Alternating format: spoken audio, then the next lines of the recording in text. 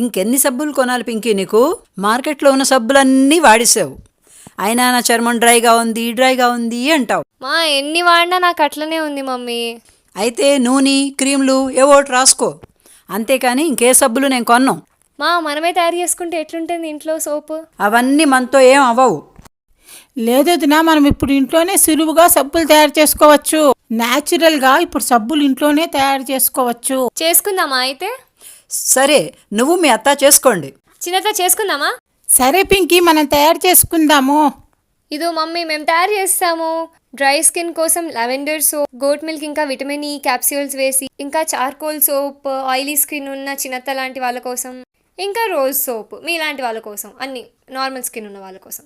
వాడి చూడు ఒకసారి ఎలా ఉన్నాయో. నాకైతే ఈ పింక్ సోప్ నచ్చింది పింకీ, ఎందుకంటే నాలాంటి వాళ్ళ కోసం, నార్మల్ స్కిన్ వాళ్ళ కోసం మంజిష్ట అవన్నీ వేస్ట్ చేసావు కదా, ఐ లైక్ ఇట్. నాకైతే చార్కోల్ సబ్బు చాలా బాగుంది, ఆయిల్ స్కిన్ కదా నాది.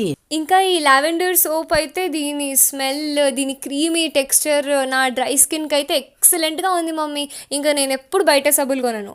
అండ్ మీకు కూడా ఈ న్యాచురల్ సోప్స్ కావాలనుకుంటే స్క్రీన్ మీద చూపించే ఈ నెంబర్కి కాంటాక్ట్ అయ్యి ఆర్డర్ చేసుకోండి.